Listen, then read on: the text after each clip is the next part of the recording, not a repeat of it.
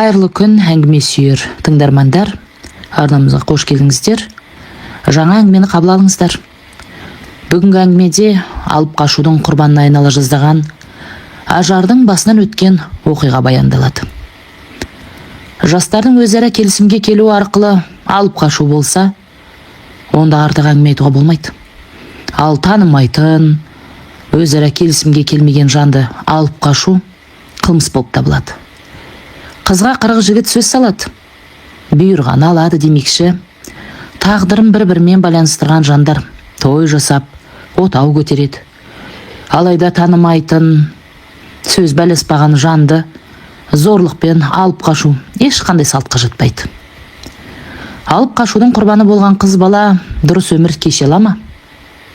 Көңілі жараспаса, өмірі өксікпен өтпей ме? Сөйтіп тағы бір жанның тағдыры тасталқан болады. Оқиға кейіпкердің өз айтуы бойынша өрбиді. Мен үйдің 3-ші баласымын. Алдымда әпкем мен ағам, менің артымнан ерген інім бар. Анам мектепте мұғалім болса, әкем ауылдағы етікші. Әкемнің өз шеберханасы бар.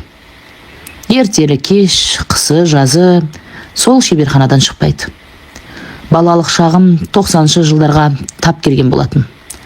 Анамның айлығы бірде жетіп, бірде жетпей, жоқшылықтың қандай боларын көріп өстік. Әкем жуас адам болатұғын. Анама қарап бір ауыз артық сөз айтпаушы еді. Балалық шағым сондай бақытты болды. Әпкем мектепті бітірген соң оқу туралы бас қатырмады. Сөз байласқан жігітмен бір түнде қашып кетті. Ал мен 9-шы сыныпқа аяқ басқанымда ағам мектеп бітірді. Бір жыл жұмыссыз жүрді де, әскери борышын өтеуге аттанды. Мектеп бітірген соң, әпкем секілді тұрмысқа шығып кеткім келмеді. Оқу оқып, жұмыс жасап, ата-анама көмектескім келеді. Соңғы уақытта әкемнің денсаулығы сыр беріп, көзім суырып ауырады деп жиі айтатын шығарды. Осыларды көріп отырып, ата-анама салмақ салғым келмеді. Бірақ ауылда қалғанымен табыла қояр жұмыс бар ма? Осындай ауыр ойлармен жүргенімде мектеп бітіретін уақыты келіп жетті. Бір күні сынып жетекшіміз қыздардың басын қосып жиналыс жасады. Алдағы жоспарларымыз туралы сұрады. Мүмкіншілігі бар қыздар оқуға барамыз деп жарысып жатты. Мен үндемедім. Бір кезде ұстазым «Ажар, сен ше?» дегенде селк ете қалдым. Апай, мен оқуға барғым келеді. Бірақ ата-анама салмақ салғым келмейді дедім, жыламсырап. Жиналыс аяқталысымен апайым «Ажар, сен қалшы» деді. Не үшін алып қалғанын түсінбедім де, отырған орнымнан қозғалмадым. Барлық қыздар шығып кеткен соң, бер жақындап отыршы деп алдына шақырды. Білесің бе, сенің оқуға бара алмаймын дегеніңді естіп мұңайып отырмын. Сенің болашағың бар, сабақты жақсы оқыдың. Әрі қарай білім алғанымды тәуір көремін. Жақсы маман иесі болатынына сенімдімін. Мүмкін сырттай бөлімге тапсырып көрерсің. Осы күзде қазақ тілі мен әдебиетінен беретін Сәуле апай зейнеткерлікке шығады. Сол салаға тапсырып, апайдың орнына орналасып аларсың. Менің ақылымды тыңда. Оқуыңның ақысын айлығынан төлеп отырасың. Қалай қарайсың? Деп маған қарады. Ұстазымның ұсынысын естігеннен ба, мен не дерімді білмедім.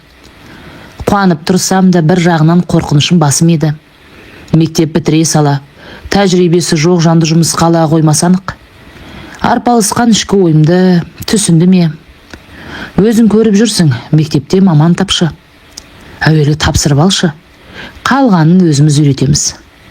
Ал мектеп директормен анаң жақсылап, жайлап сөйлесіп көрсін. Басы келісімін берсе болды, қалған тез ақ үйреніп аласың деді, мейірлене қарап. Гүлжан апайымның мына сөзінен соң кәдімгідей ойланып қалдым. Білім алып, ата-анама көмектесемін деген арманымның орындалатына көзім жеткендей. Мен үшін беріліп тұрған мүмкіндікті жібергім келмеді. Айтпақшы, Ажар, айтылған әңгіме осы жерде қалсын. Басқа сыныптастарың естісе, мұғалімнің қызын жарылқады деп айтып жүрер. Мен үшін бәрің бір дейсіңдер. Тек өзіңнің білімге құштарлығыңды байқамау мүмкін емес. Сондықтан әуелі өзіңмен сөйлескенді тәуір көрдім, деген ұстазыма. Жақсы апай, ата-анамен сөйлесіп көрейін. Еш уайымдамаңыз, ешкім естімейтін болады, деп орнымнан тұрдым. Үйге келіп, ата-анамен ақылдасып көрдім. Анам бірден балаша қуанса, әкем үнсіз қалды. Құлыным менің, оқи алмай қалама деп уайымдап жүредім. Мына хабарды естіп арқамнан ауыр жүк түскендей болды. Сенің иығыңа ауыр жүк артып қойған жоқпыз ба, деді бір кезде. Жоқ әке, сіз олай демеңізші. Менің қалауым да осы. Сіздерге салмақ салмай, қайта өз күшімен білім алсам деп ойлап жүредім. Мен үшін таптырмас мүмкіндіктер. Сіздер алаңдамаңыздар, бәрі жақсы болады, дедім. Мектеп бітіру кешінен соң емтихандарды ойдағыдай тапсырдым. Апайымның айтқан ұсынысымен қалаға барып, сырттай бөлімге құжат тапсырып қойдым. Ауылға оралып, анам екеуміз мектеп директорымен кездестік. Мектеп директоры екеумізге қарады да, көпке дейін үндемеді. Мен тықыршып отырмын. Бет әлпетінен бірдеңе аңғару мүмкін емес. Бір кезде барып, Ажар, оқуға тапсырып, білім алуға деген талпынысыңды құптаймын. Бірақ бірден мұғалім етіп алу жағы қиындау. Саған тәжірибе керек. Жақында хатшым қоныс аударуына байланысты жұмыстан шығады. Сол жерге орналассаң қалай болады? Неште жүріп тәжірибе жинақтайсың. Сосын ақырындап сағат аларсың дегенде қуанып кеттім. Ауылдың аты ауыл. Кеше ғана мектеп бітірген деп кеудемнен итермей, маңдайымнан сипап, өмір жолыма түсуге көмектескен жандарға осы күнге дейін алғысым шексіз. Бүгінде ұстаздық жолында жүргеніме 20 жылдан асып барады. Еш өкінбеймін. Қайта әр оқушымның жетістігін көрген сайын бұрынғы өз ұстазым есіме түседі. Қыркүйек келіп, жаңа жұмысыма қуана кірістім. Кеше ғана оқушы болып шыққан мектебіме жаңа адам болып оралдым. Қайнаған ортаға тап болғанда басында үйренісе алмадым. Көбі жас көрді ме? Әуел басында өзімді ыңғайсыз сезінетінмін. Біртімдеп бойымда үйрене бастады. Алғашқы айлығымды алғанда қуанышымды айтсаңызшы, жоғалтып алатында үйге жеткенше алақаныма қысып келгенмін. Есіме түссе күлкім келеді. Ол уақытта айлықты есепшіден қолма қол алатын едік. Қазіргі кездегідей телефон арқылы аудара салу деген болмайтын. Орташа бойлы, ақсары өңді бой жеткен болғанымен, өзімді сұлулардың қатарына қоса алмайтынмын. Көзімнің қысықтығынан еменетін едім. Сондықтан ба, көп қыдырыстарға барудан бас тартып жүрдім. Қараша айында алғашқы сессияма барып келдім. Группаластарым өзім қатарлы шығар десем, үлкен апайлар да, ағайлар да бар екен. Осылай уақыт зымырап өтіп жатты. Көз, қыс, артынша көктем келді. Сәуір айында ағамнан бір айдан соң әскерден оралатын жөнінде хат келді. Айтқан уақыты жетіп, ағам аман сау әскерден оралды. Ауылдағы үлкен кісілердің батасын алып, басын қосып, шағын той жасадық. Кешкісін ағамның достары жиналды. Осы отырыста ағамның жақын досының екі көзі менде болды. Кіріп, шығып жүріп байқап қалдым. Осы отырыстан соң Ернардың үйге келуі жиіледі. Үнемі көзін алмай отырушы еді. Оқушылардың жазғы демалысы басталды. Ертеңгі соңғы қоңырауға дайындықпен жүріп, жұмыстан кештеу шығып қалдым. Алдымнан Ернардың кездесе кеткені. Ажар, амансың ба? Асылбекке бара жатқанмын. Жүріңіз бірге баралық. Сізге серік болайын дегені? Менде үн жоқ. Қасымда еріп келеді. Ажар, неге үндемейсіз? Әлде менен қорқасыз ба? Сізбен сөйлесейін деп едім, деді бір мезетте төтесінен. Жалт қарадым да. Не айтайын деп едіңіз? Тыңдап тұрмын. Айта беріңіз, дедім. Жарықта қызға сөз айтып көрмеп едім. Өзіңді көргеннен ұнатып қалдым десем болады. Бұрын кішкентай қыз едің. Мен әскерде болғалы кәдімгідей бой жетіп қалыпсың. Менімен кездесуге шығасың ба дегені? Сіз ағамның досы емессіз бе? Сізбен қалай кездесуге шығамын, дедім. Қорықпа. Асылбекпен өзім сөйлесемін. Міндетті түрде рұқсатын аламын.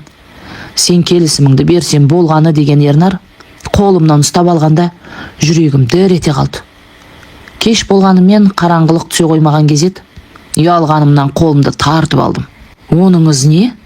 Ел көрсе не дейді деп тездетіп жүріп озып кетуге тырыстым.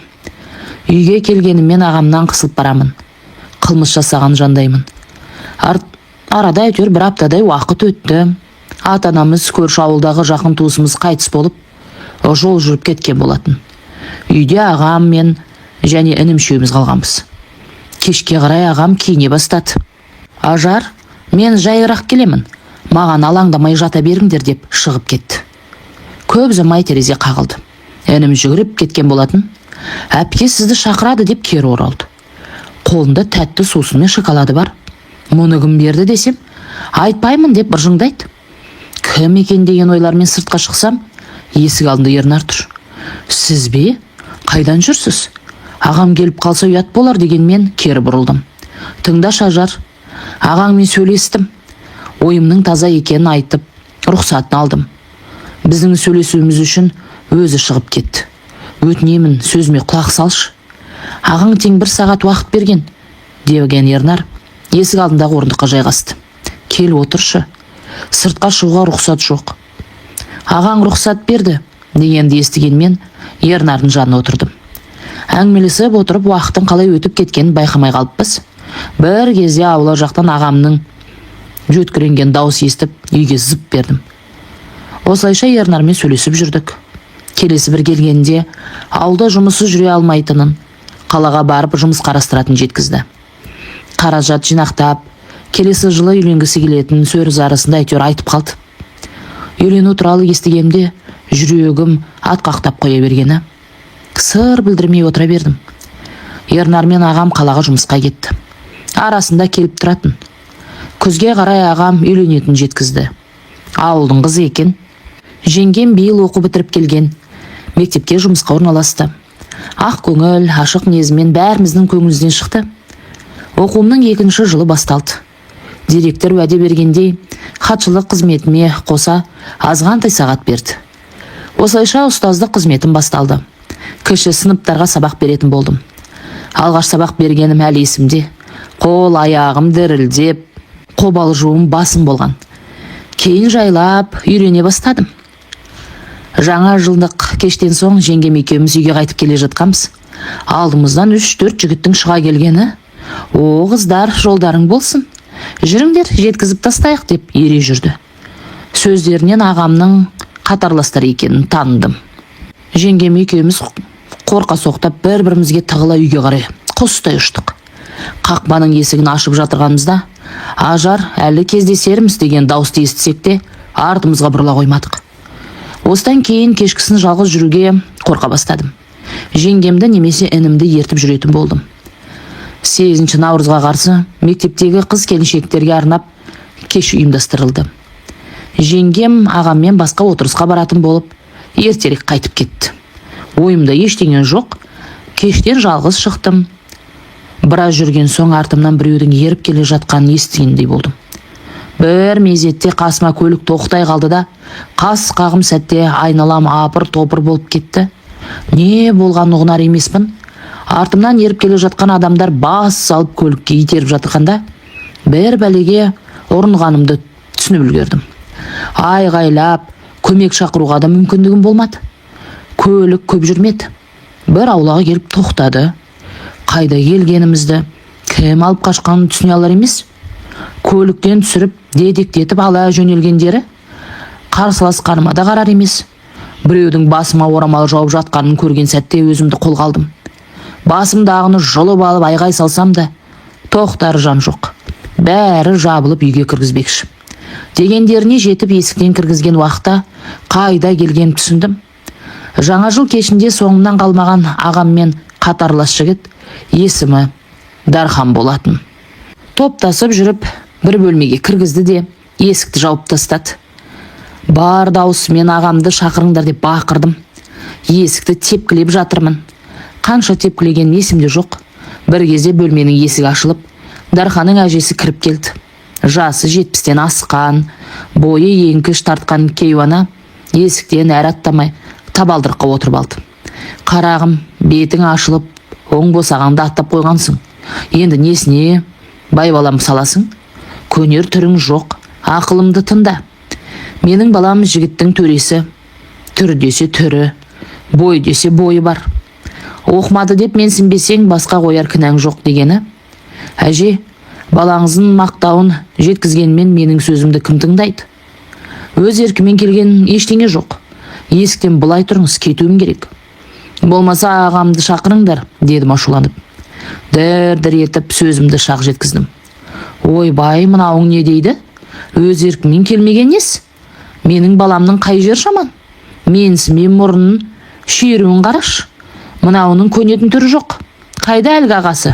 Шақырсаңдаршы. Оң босаға аттап қойғанымды айтайық. Қайсың барсың деп айғай салғаны. Ағасын шақырыңдар дегенді естіп, сәл өзіме келгендей болдым. Қайткен күнде ағаммен кетуім керек деген ойды миыма түйіп алдым. Көп ұзамай есік алды шуылдасып кетті. Ауылда жаңалық тез тарайды. Өз еркімен келді. Құда төрлетіңіз деген дауыстарды естіп, ағамның жеткенін сездім. Отырыстан естіген болар, болмаса шақырту жібергендерін. Әйтеуір ағамның келгені көңіліме медеу болды. Орнынан атып тұрдым. Есіктен ағам мен жеңгемді көрінді. Аға, алып кетіңізші, өтінемін. Аға, жалынамын. Менің сөзім жоқ. Аға, өзіңіз білесіз ғой. Аға, өтінемін деп ағамды құшақтай алдым. Денем дір-дір етіп өксігім басылар емес. Ажаржан, жыламашы деп бір жағынан жеңгем жетті. Жеңгемді көріп одан сайын еңіредім. Жеңге-ау, ағам айтыңызшы, бұл үйге тастап кетпесін. Алып кетіңдерші деп жеңгеме бас салдым. Жылама болды. Сөзің жоқ екенін жақсы білемін. Жүр, кетейік деп ағам қолымнан ұстап орнынан қозғалды. Есік алдындағы жұрт шулап қоя берді. Кетейік дегені несі? Есік аттаған қызды қайтып алып кете ме? Басына орамал тағылған деп біреу сумаңдап сөзді бастағалы жатыр еді. Ағам, доғарыңдар. Өз еркімен келмеген қарындасымның көз жасына қалар жайым жоқ. Аттаса не бопты? Бұдың есігін кім аттамай жатыр? Алып қашқан үшін арызданбай тұрғанда былай тұрыңдар деп бәрін қағамаға мені сүйрей жөнелді. Шығып бара жатып, кейбіреуін беттерін шымшып жатқандарын көріп қалдым. Үйге келген соң бәрімізде үн жоқ. Ағам, бөлмеңе барып демал, қалған ертең сөйлесерміз деді. Таңертеңгісін жеңгем оятты. Бәрі дастархан басына жиналған екен. Әке шешемнің ұнжырғылары түсіп кеткен. Сірә ағам жағдайды жеткізген секілді. Ешқайсы ләм-мим деп тіл қатпады. Үнсіз отырып шай ішілді. Шайымды болып тұрғалы жатыр едім. Әкем, балам, кішкене отыра тұршы деді. Барлық жағдымна ағаңнан естідім. Не дейін? Сөзің болмағаны рас па? Деп бетіме қарады. Не дерімді білмедім. Екі бетім дуылдап басымды жерден көтермедім. Әке, ол адамды сырттай білгенім болмаса сөйлескен жан емеспін. Аға, айтыңызшы деп ағамнан араша іздедім. Әке, мен Ажарға сенемін. Сөзі жоқ адаммен қалай тұрмақ? Жұрт айтса айта берсін. Ауыл бір шуылдап басылар, деді ағам. Кешкісі неге жалғыз жүресің? Енді міне, елге сөз болған деп апам шытына бастады. Апа, қойыңыз. Дарханның арам ойын Ажар қайдан білсін? Сонда өз қызыңызға сенбейсіз бе? Деген ағам анама түсінбей қарады. Қой, неге сенбейін? Ел жұртқа масқарамыз шықты ғой. Қай бетімізбен қараймыз? Қызы қайтып келіпті деп беттерін шымшып отырған шығар, деп сөйлеген ама өзімде түсінбей қарамадым. Апа, ел не демейді? Қызыңыздың ары таза, деп жеңгем сөзге араласты. Қызымның таза екенін білемін, бірақ ел не дейді, дей бергенде ағам. Апа, сізді осындай деп ойламаппын. Тәрбиелеп өсірген қызыңыздың бақытын ойламай, қайдағы ел жұртты ойлағаныңызға жол болсын. Сізді де білдей бір ұстаз дейді-ау. Дарханды беске білесіз, төбелес құмар. Араққа да кетер емес, ылғи орнатты жүреді. Тап сондай адамға қызыңды бере салмақшымысың? Жоқ, мен келіспеймін. Ел жұрт шулап басылар. Ендігі әңгіме осымен тоқтасын. Кесесін қайырып орнынан тұрды. Әкем де анам да үндеместен қала берді. Жұмысымнан бір жетіде демалыс алдым. Үйде жата бергеннен жалығып бір жетіден соң қайта қосылдым. Жұмысқа шықтым деген аты болмаса, өзімді жайсыз сезінетмін. Көшедегі 2-3 адамның бірігіп тұрған көрсем, мен туралы айтып жатқандай. Ернар да ауылға келмей кетті. Бұрын айына 2-3 рет келіп тұратын. Қазір ауылға аяқ баспай қойды. Сірә мен туралы жаңалық құлағына жеткен болар. ел жұрттың өсегіне қалдым деген оймен өзімді жоғалта бастадым. Мектепте де, үйде де сүлесу халде болдым. Бір күні кешкі шайда ағам сөз бастады. Ажар, мына жүрісіңе жол болсын. Сенің қандай күнәң бар? Өзіңді жазғырма. Есік аттадым деп қамықпа. Өз еркіңнен тыс алып қашқан жоқ па? Болары болды, бояу сынды дейтіндей емес. Есің еңсеңді көтер. Енді мұндай күйіңді көрмейтін болайын. Бәрі әлі-ақ ұмтылады деді. Ағамның сөзіне жеңгем араласты.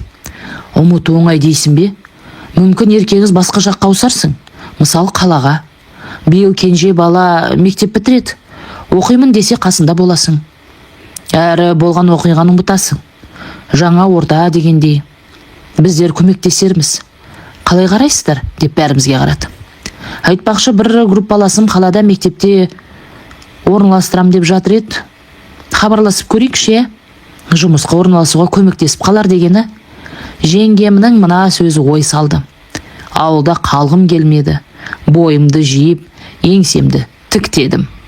Інім мектеп бітірген соң оқуға тапсырдық. Сол уақыттарда грант пен кредит деген шығып жатырды. Інім ауыл шаруашылығы саласына ақысыз оқуға алынды.